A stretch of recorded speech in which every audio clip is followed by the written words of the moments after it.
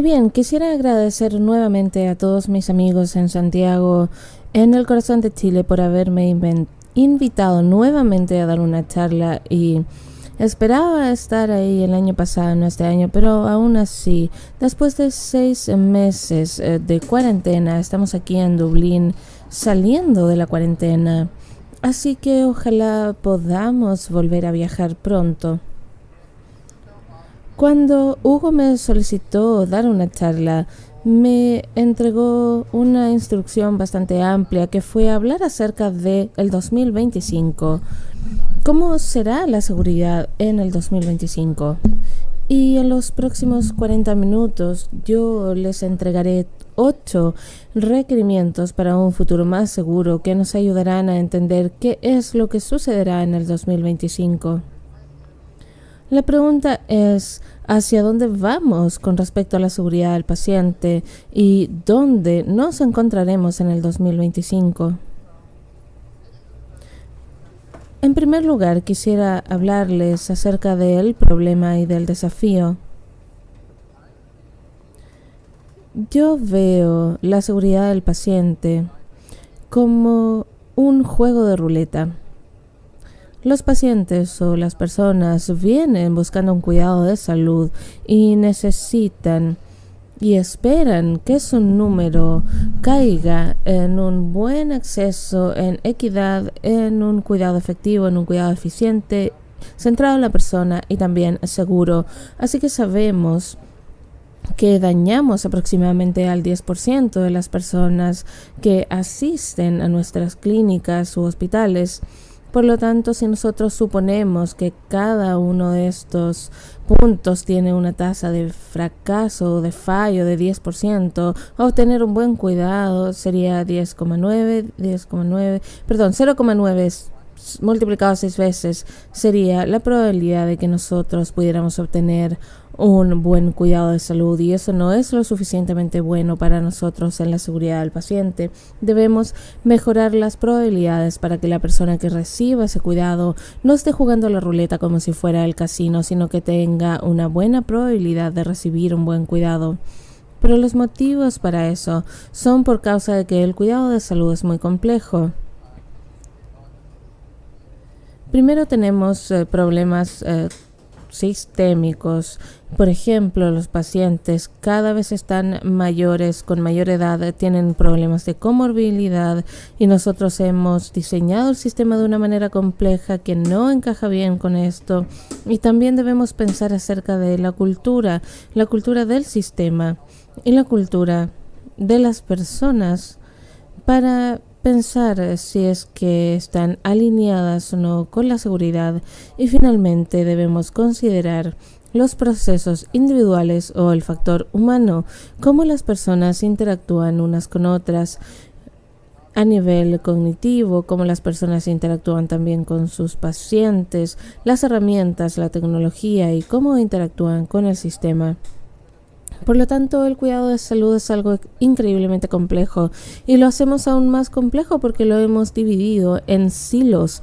Todos estos puntos son lugares donde el paciente debe recibir cuidado y quizás estos lugares no interactúan uno con otro y eso aumenta el riesgo de tener un cuidado no seguro.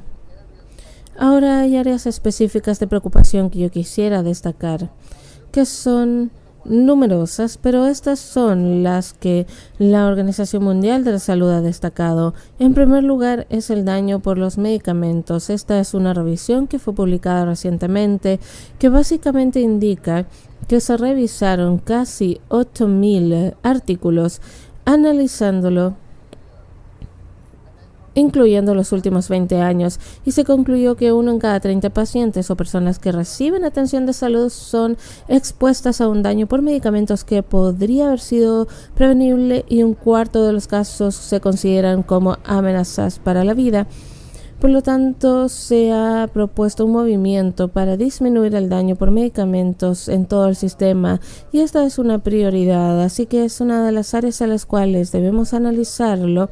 Y la OMS tiene un programa de seguridad con los medicamentos que comenzaron hace algunos años y hay 5 puntos de seguridad con los medicamentos que vamos a tener que analizar: cómo iniciamos los medicamentos, cómo los interrumpimos y entre eso cómo tomamos, revisamos y conciliamos la polifarmacéutica, que es un gran tema porque realmente debemos considerar las diferentes áreas en las cuales la OMS nos ha indicado que debemos preocuparnos de manera urgente: las personas, los pacientes, el público, para empoderarles para que sepan qué es lo que deben tomar, los profesionales de la salud para asegurarse de que sepan cómo mantenerse seguros y cómo organizamos nuestros sistemas y finalmente los medicamentos en sí. Así que pienso que si realmente nos vamos a tomar esto en serio los próximos 5 a 10 años, debemos prestar mucha atención a todas estas áreas. Y hay 3 áreas clave de la polifarmacia, que es darle demasiados medicamentos a las personas, y a medida que las personas envejecen le estamos dando y añadiendo medicamentos para un efecto adverso, otro medicamento, y debemos detener eso a situaciones en las cuales por supuesto hay medicamentos de alto riesgo y finalmente debemos avanzar hacia una transición en el cuidado. Por lo tanto, este tipo de seguridad va a ser un tema muy importante y es algo bastante importante ahora con el programa de la vacunación del COVID y cómo lo hacemos de manera segura.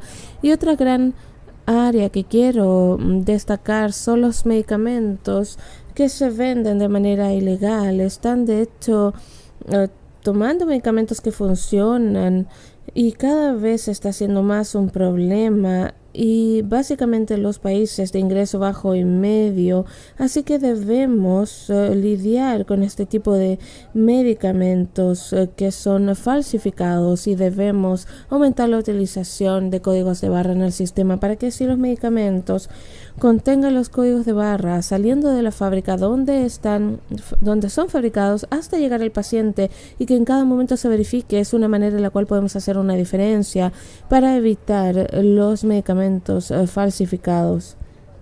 El siguiente punto es la cirugía. Seguramente recuerdan esta lista de verificación que se publicó hace algún tiempo. Sin embargo, la implementación no ha sido uniforme, y eso es porque hay mucha evidencia que si se utiliza esta hoja de verificación quirúrgica se puede disminuir el daño en las cirugías en todo el mundo, pero aún así no ha sido estandarizada, no es lo que las personas hacen a menudo, y esto es algo que se puede analizar.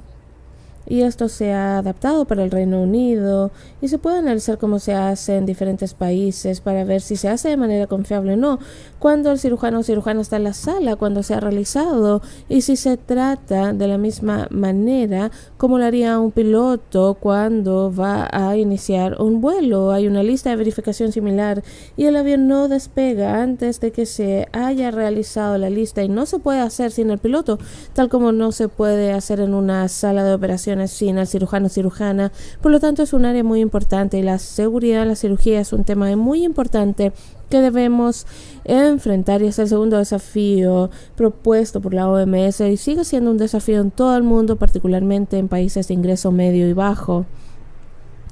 El Día Mundial de la Seguridad del Paciente se va a tratar este año, el 17 de septiembre, de la salud de niños y madres por causa de los riesgos en el parto. Yo soy pediatra y yo solía trabajar con niños que tenían lesiones a partir del parto y que podrían haber sufrido asfixia, y también lesiones internas que son bastante importantes. Así que nuevamente este será el enfoque de la OMS este año, el 17 de septiembre, y pueden preguntarse por qué han seleccionado esto. Bueno, porque el número de mujeres que fallecen durante el parto es impresionantemente alto e inaceptablemente alto, y eso se relaciona mucho con los determinantes sociales de la salud, básicamente los pueblos con menores ingresos. Si vemos los Estados Unidos, tenemos a las mujeres afroamericanas y latinas que tienen la más alta tasa de mortalidad en el parto en comparación con las clases altas. Por lo tanto, esto es algo que debemos analizar a nivel mundial, y debemos asegurarnos de que un parto seguro sea considerado importante, y también una vida temprana segura.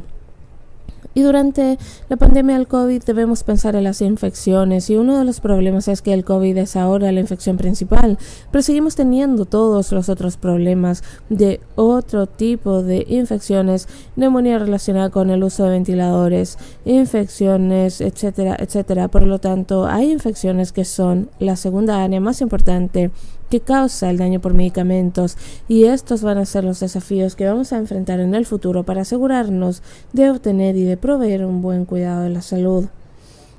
Una de las áreas que no ha recibido demasiada atención, pero que ahora cada vez se está volviendo más importante, tiene que ver con el retraso en el diagnóstico.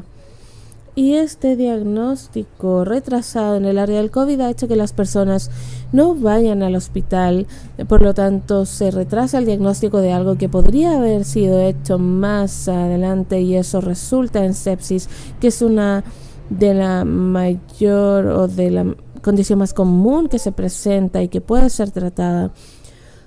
Y también existen retrasos en el inicio del tratamiento, que es un enorme problema que estamos teniendo en esta época de COVID. Por lo tanto, el retraso del diagnóstico es algo que debemos analizar y puede haber muchas soluciones que podemos implementar, pero esto será un problema creciente cuando hablamos del movimiento por la seguridad del paciente. Y aquí tenemos, por ejemplo, el deterioro. Hay un programa en el Reino Unido y en Irlanda que tiene que ver con asegurarnos de poder detectar el deterioro de manera temprana, que es relacionado con el retraso en el diagnóstico. Y esto viene de hecho desde Australia, de la Comisión de Excelencia Clínica en New South Wales, y muestra el gráfico lo que sucede y cómo debemos impedir que el paciente entre a esta curva descendiente y tenga la necesidad de pasar por un rescate, mientras que se puede realizar una intervención temprana y el programa ahora detecta el deterioro y son programas muy efectivos.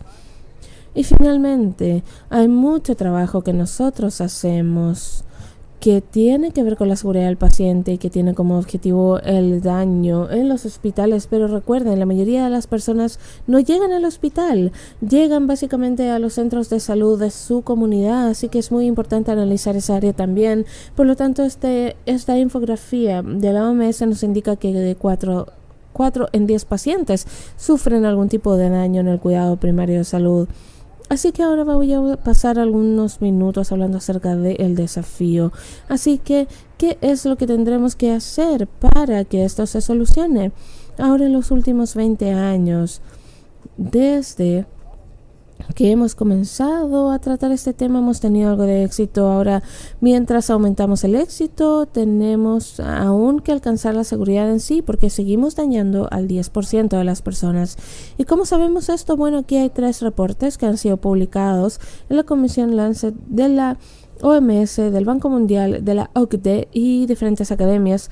Los 3 informes publicados en el 2020 indicando que 8 millones de muertes han sido producidas por un cuidado de salud deficiente. Ahora, yo sé que Chile es parte de ese grupo, pero esto afecta también a los países que no son ni de medio ni de bajo ingreso, porque sigue habiendo muchas muertes en nuestros países y sigue habiendo una alta tasa de personas que sufren ese prejuicio. Así que sabemos que desde antes de la pandemia este era un gran problema y no importa dónde estemos. Sabemos, en los Estados Unidos, este fue un libro que se publicó por parte de Robert Wells y Kathleen Sutcliffe, indicando que aún no están seguros en los Estados Unidos. Quizás miramos hacia allá, pero sigue no siendo seguro. Y tenemos otros artículos aquí que nos hablan acerca de qué es lo que se requiere. Y tenemos un artículo más que nos habla acerca de la evaluación del progreso de la seguridad del paciente en los Estados Unidos. Y lo que estas publicaciones indican es que a pesar del hecho de que sabemos qué es lo que hay que hacer, no estamos seguros. Y esta es una cita del artículo de David Bates que nos indica que a pesar del hecho de que somos efectivos haciendo intervenciones y a pesar del hecho de que sabemos qué hacer, el problema tiene que ver con la implementación. ¿Cómo obtenemos el cuidado de salud? ¿Cómo hacemos que doctores, enfermeros, particularmente doctores y doctoras, puedan adoptar lo que se necesita hacer basados en evidencia para que las cosas realmente mejoren? Por lo tanto, el problema es un problema que tiene que ver con la implementación y es aún más probable que sea un problema que tiene que ver con el diseño de la seguridad en el futuro, y es ahí donde vamos a tener que avanzar en los próximos 5 años. Ahora, durante el último año, nosotros hemos tenido el problema del COVID y nos ha permitido responder, a veces bien, a veces no muy bien. Y yo sé que ustedes han tenido dificultades en Chile con el COVID recientemente, tal como las hemos tenido aquí en Irlanda.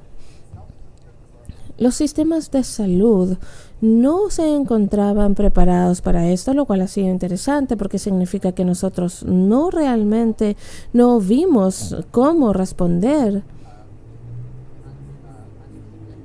a un desafío inesperado, pero sí nos entrega la oportunidad de pensar acerca de cómo podemos hacer las cosas de manera diferente en el futuro.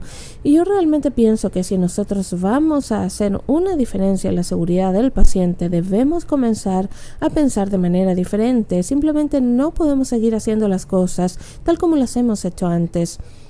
Así que pensar de manera diferente es básicamente el mensaje de la charla, y quiero darles algunas acciones que necesitamos hacer, y la pregunta que debemos hacernos a nivel individual es ¿qué debemos hacer para avanzar hacia la seguridad y en la calidad en todo lo que hacemos?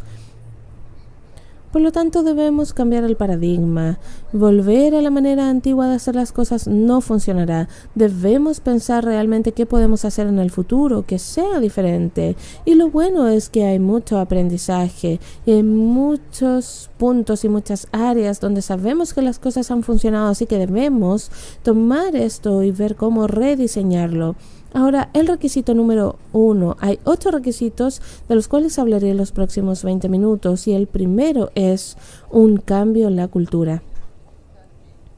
¿Qué significa esto? Bueno, este es el paradigma que viene de James Brison y de Shelf, de la industria del petróleo, que nos indica que hay 5 niveles de cultura en las cuales nos podemos encontrar, desde un nivel patológico que nos indica que realmente no nos preocupa nada, reactivo cuando reaccionamos cuando algo no funciona, de manera calculadora o burocrática, lo que significa que podemos reportar mucho, de manera proactiva es cuando nos aseguramos de pensar acerca de qué es lo que puede salir mal antes de que suceda, y de manera generadora es algo que promueve el desarrollo del negocio en ese caso. Ahora nosotros nos encontramos en ese punto, la mayoría del cuidado de salud, nos encontramos entre una cultura reactiva y calculadora. Por lo tanto, parte del sector de salud es bastante proactivo. Por ejemplo, la transfusión de sangre, y el motivo es que sabemos que si no seguimos el procedimiento muchas cosas pueden salir mal, pero hay otras áreas como por ejemplo radioterapia, se encuentran ahí. Ahora las organizaciones de alta confiabilidad son generadoras, y es por eso que se dicen, ok, nuestro negocio es la seguridad nuclear, pero lo que nosotros hacemos es la seguridad. La seguridad es lo que se encuentra subyacente a todo lo que hacemos, y por ejemplo el caso de negocios de LATAM no tiene que ver con volar los aviones, tiene que ver con hacerlo de manera segura. La palabra seguridad debe ir con el vuelo, porque si no se hace de manera segura, entonces ¿cuál es el punto de subirse al avión? No se puede operar ningún tipo de negocio. Por lo tanto, debemos avanzar hacia una situación en la cual podamos decir que la seguridad y la calidad son nuestro negocio principal, y que también debemos promover la salud, y también hacemos el diagnóstico y la gestión y el tratamiento de las personas, pero no lo hacemos como nuestra actividad principal, sino que nuestra actividad principal es mantener a las personas seguras mientras realizamos la vocación de promover la salud, diagnosticar y tratar. Ahora, esto cambiaría la cultura que tenemos, y esto nos ayudaría a cambiar la manera en que pensamos. Y la cultura es cómo pensamos. Cómo pensamos es lo que determina qué es lo que hacemos. Por lo tanto, si nosotros pensamos que podemos tener seguridad en los medicamentos, y que no vamos a tener errores en la prescripción de los mismos. Si lo pensamos, podemos lograrlo y lo lograremos.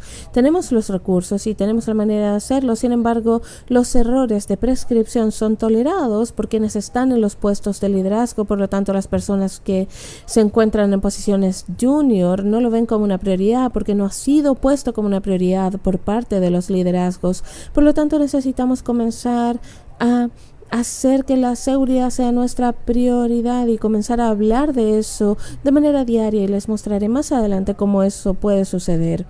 Ahora, todos estos reportes emitieron un número de recomendaciones. La primera recomendación tiene que ver con la rendición de cuentas, que es parte de la cultura. También un cuidado de salud universal. También pensar acerca de la seguridad de manera sistémica, tener mediciones de la calidad para la salud, adoptar una salud digital, adaptarse a nuevas tecnologías, lo cual es interesante porque esto ha comenzado a suceder antes del COVID.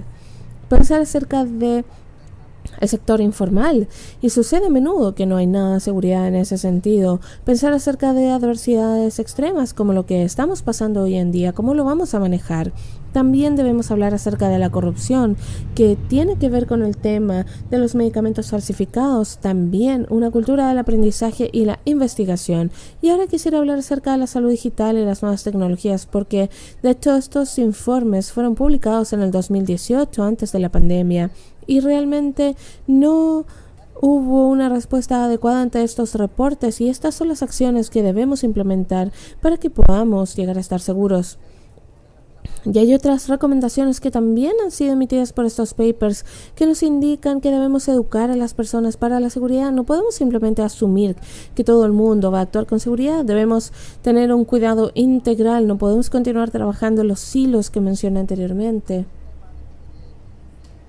Y esto fue publicado en el 2018, la importancia de la salud física y psicológica de los trabajadores de salud. Y aún así comenzó el COVID y no estamos garantizando la salud física y psicológica de los trabajadores de la salud, pero fue una recomendación emitida antes de la pandemia. También debemos trabajar con los pacientes como si fueran nuestros socios, y básicamente la transparencia. Y he destacado aquí la importancia de los pacientes como socios equivalentes, porque es algo importante y que tiene que ver con el tema al cual voy a pasar a continuación. Así que estas son las áreas claves a las cuales tenemos que mirar para cambiar nuestra cultura. El segundo requisito tiene que ver con repensar nuestro concepto de la calidad. Yo he tenido la fortuna de trabajar con uno de los líderes en calidad del cuidado de la salud y un gran pensador que me parece que creó este dicho, que es que cada sistema es creado para obtener los resultados que quiere crear, y es verdad. Por lo tanto, hemos pensado o hemos analizado nuevamente cómo vamos a desarrollar la calidad, y esta es una publicación que acaba de ser lanzada.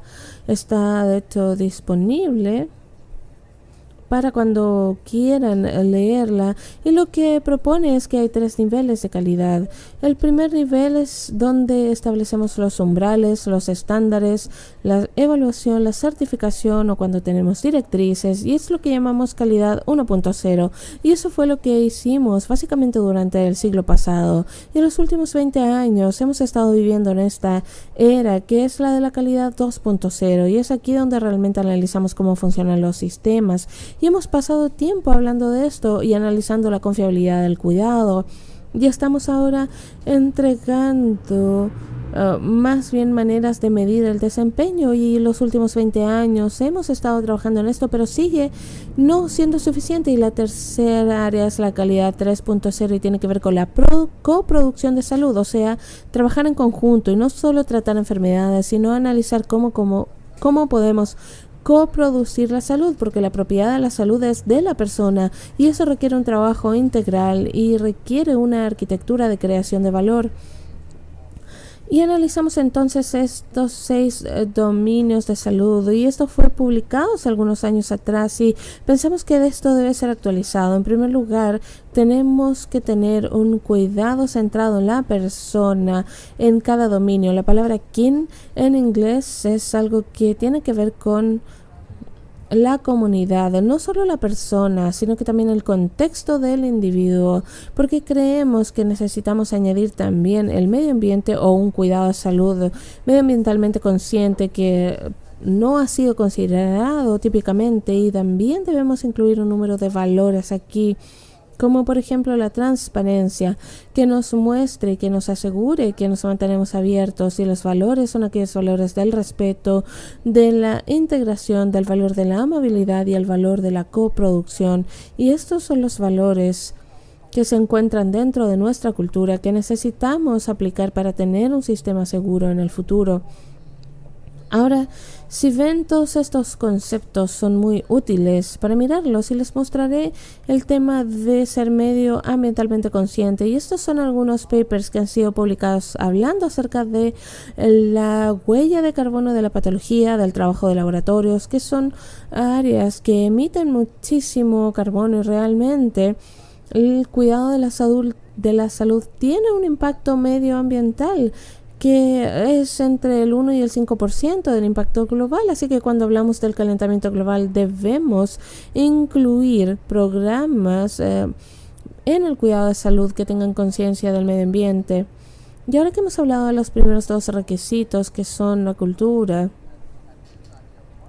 y la nueva idea de la calidad, para poder lograr la seguridad debemos tener un conocimiento profundo de la ciencia.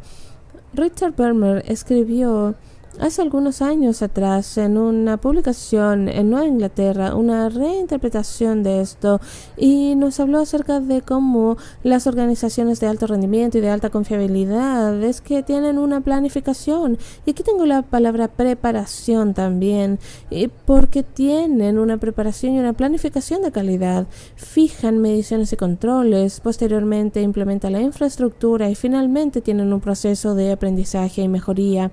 Por lo tanto, estos son los hábitos que debemos implementar en todo nuestro personal, y son cosas que no suceden, simplemente son cosas que debemos planificar. Si queremos llegar a un 2025 seguro, debemos planificar cómo hacer el trabajo. Y yo añadiría dos hábitos. El primero es el hábito de la amabilidad, de la compasión, de la empatía, que son centrales para nuestra definición de calidad. Y el sexto hábito tiene que ver con el respeto. Es el respeto mutuo, es el respeto por todas las partes del sistema y el respeto por las personas que reciben el cuidado de salud. Son realmente aspectos muy importantes en el desarrollo de la seguridad psicológica y de un sistema seguro en general. Ahora, cuando hablamos de la mejora en el conocimiento que debemos tener, tiene que ver con entender de manera muy profunda los sistemas, las variaciones, la psicología y finalmente la teoría del conocimiento y del cambio. Y me parece que Deming realmente actualizó el movimiento, pero olvidó a las intervenciones de salud. Así que basado en Deming debemos entender este concepto también, porque el cuarto requisito es un entendimiento de la alta confiabilidad y de los factores humanos. Es sorprendente que ahora en 2021 no estamos incluyendo la alta confiabilidad y el factor humano como parte de la capacitación de nuestro personal médico y de enfermería, tal como lo hacemos para el área de patología o fisiología, porque la confiabilidad es lo que requiere un entendimiento de cómo funciona el sistema, y si nosotros vamos a lograr un cuidado seguro debemos tener un cuidado confiable. Y una alta confiabilidad tiene que ver con, en primer lugar, preocuparse con las fallas, no simplificar lo que sucede en la primera línea de cuidado. Debemos aprender y recuperarnos y tomar decisiones correctas, y es así como actúan las organizaciones de alta confiabilidad. A diario debemos hacerlo de manera rutinaria también en el cuidado de salud. Y yo he encontrado que este sistema es muy útil.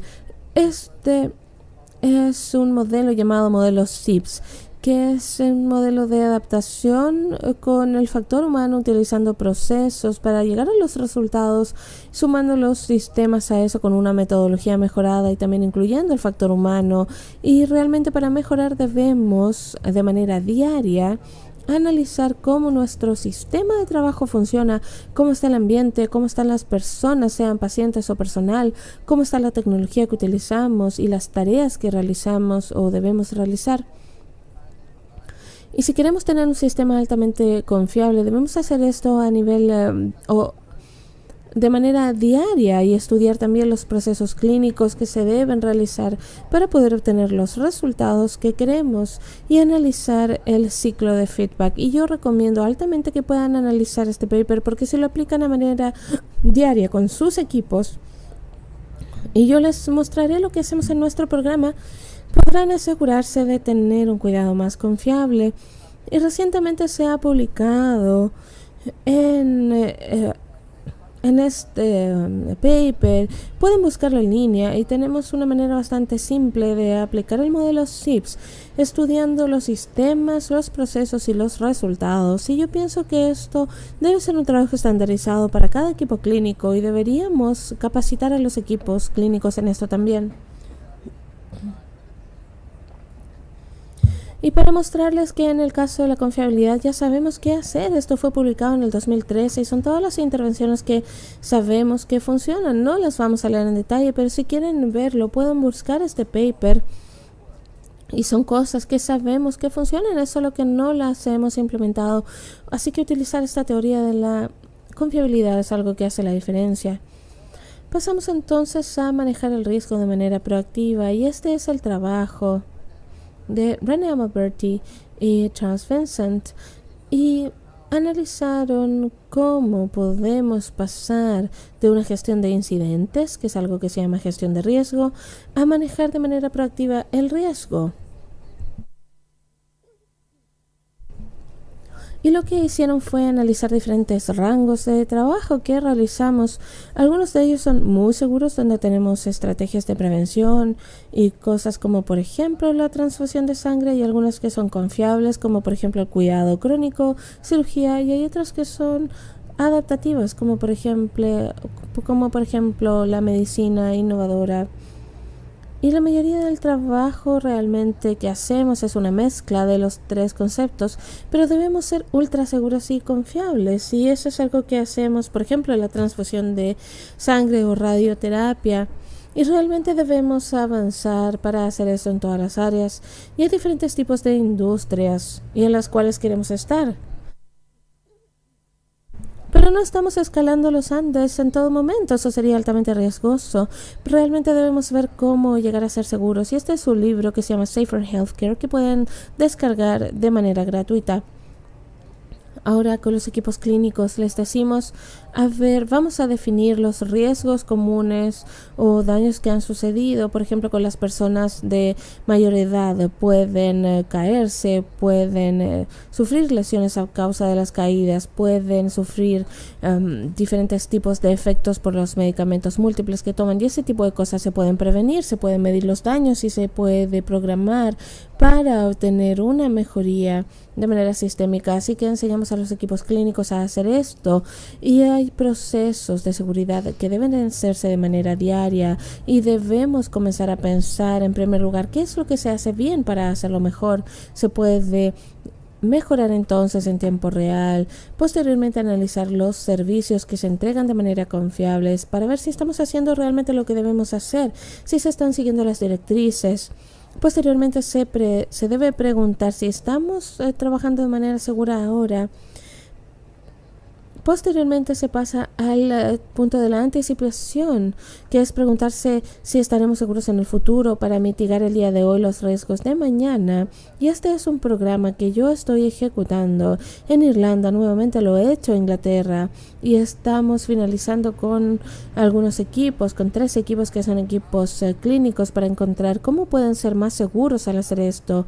Y es una actividad que se hace cada 6 a 8 horas, analizando realmente una altísima confiabilidad. El requisito número 6 tiene que ver con coproducir soluciones y salud, y es aquí donde comenzamos a analizar mejores maneras de hacer las cosas. Y quiero utilizar este ejemplo de Elwin y D. Nelson, que tiene que ver con desarrollar un sistema de salud que aprende, y esto es algo que se publica se publicó como parte de una serie de artículos y realmente lo que muestra es cómo desarrollar sistemas que aprendan para poder mejorar y para poder lograr la seguridad en el 2025. Eso es lo que debemos hacer. Y realmente tiene que ver con la cooperación y la asociación para la coproducción. Y para estar listos para hacer esto necesitamos educar a las personas que entregan el cuidado, las personas que reciben el cuidado y debemos enseñarles básicamente la ciencia de la mejora, la ciencia de la implementación, la ciencia de la seguridad del paciente, incluyendo los factores humanos, resiliencia y confiabilidad. Ese es el número 6 y el número 7 es ver qué es lo que funciona. Hay gente que lo llama seguridad 2. A mí me parece que es mejor decir que la seguridad tiene que ver con un pensamiento continuo y debemos incorporarlo en todo nuestro trabajo en conjunto. Y es aquí donde las personas son parte de la solución, no del problema. La seguridad es la presencia de aspectos positivos y realmente debemos analizar qué es lo que funciona bien, y la seguridad es la responsabilidad de todos, no es simplemente un concepto burocrático. Y yo recomiendo altamente que busquen el trabajo de 70 Decade y que realmente analiza cómo la seguridad puede ser algo en lo que pensamos de manera positiva. El objetivo en este punto tiene que ver con crear equipos que sean psicológicamente seguros, porque si sienten que no son seguros, no lo serán en su trabajo.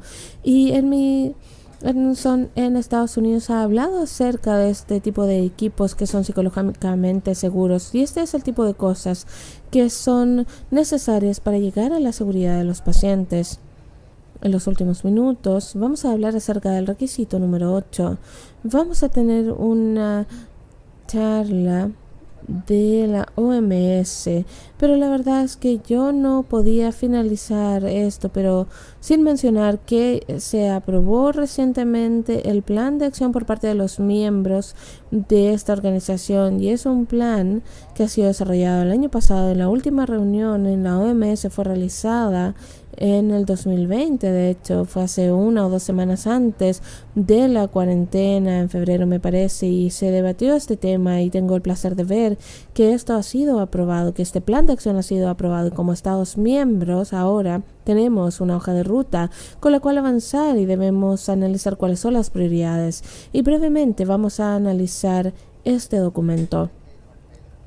Esta es la década de la seguridad del paciente y ese es el marco para la acción, que tiene que ver con realizar 0 daño evitable, hacer que cada procedimiento clínico sea seguro, participar y comprometerse con las familias y pacientes para apoyar el proceso, educar, asegurar que exista un flujo continuo de información y conocimiento, y tener un enfoque con una sinergia multinacional y multisectorial.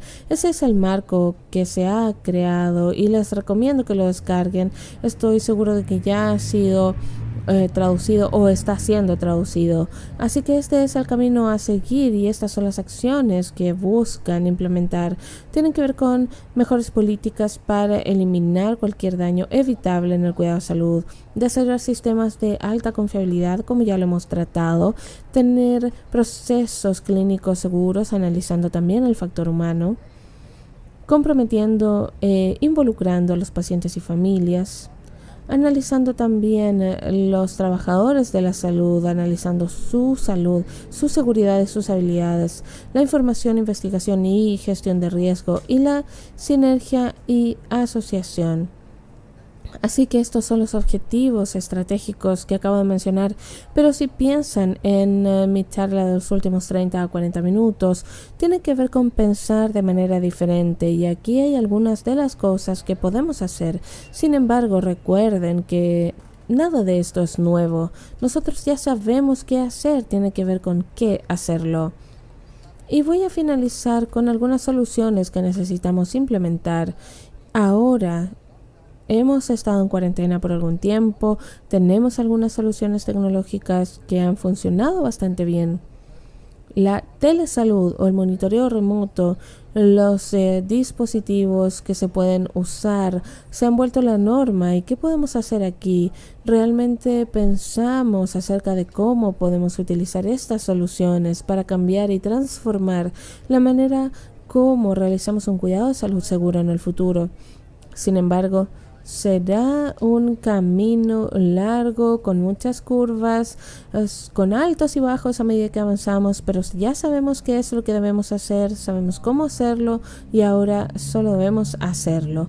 En resumen, necesitamos analizar nuestra cultura, redefinir la calidad, debemos mejorar la ciencia y debemos conocer cómo funciona la ciencia para mejorar. Debemos considerar la confiabilidad del factor humano, debemos manejar de manera proactiva el riesgo y no de manera reactiva. Necesitamos soluciones de coproducción, debemos aprender de lo que funciona y finalmente necesitamos implementar el plan de acción mundial. Y quisiera agradecerles nuevamente por haberme invitado a esta charla el día de hoy. Y estoy esperando con ansias mi próxima visita a Chile para verles en Santiago y para brindar con una copa de vino y celebrar nuestro viaje hacia un cuidado de salud más seguro. Muchas gracias. Aquí es mi Twitter para que me puedan contactar. Muchas gracias, Peter.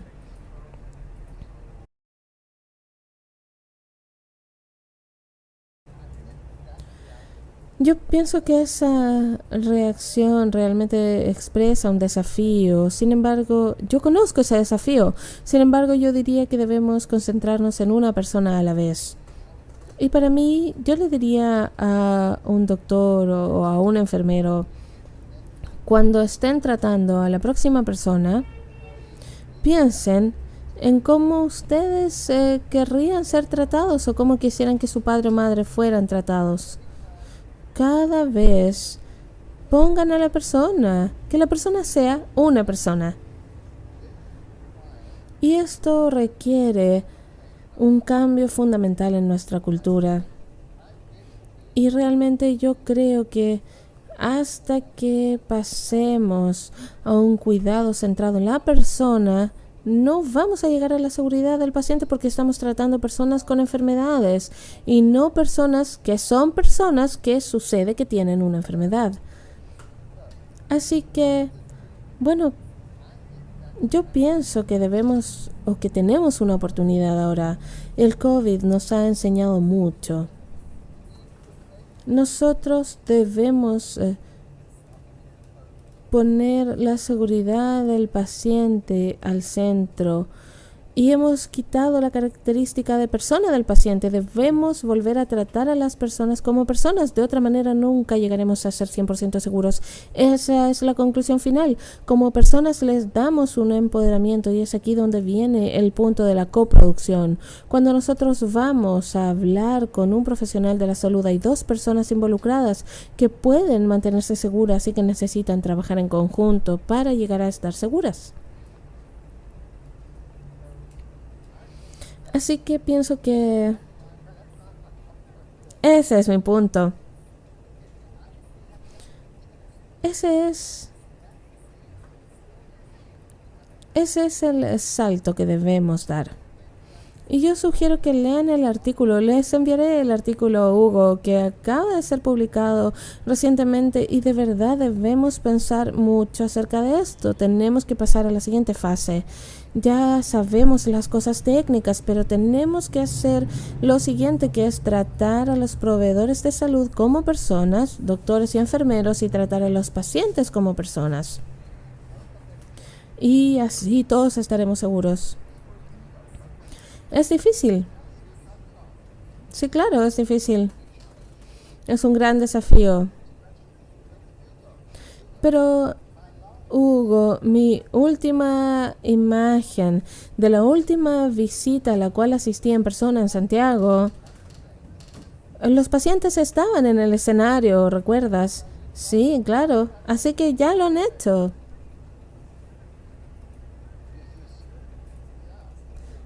Así es.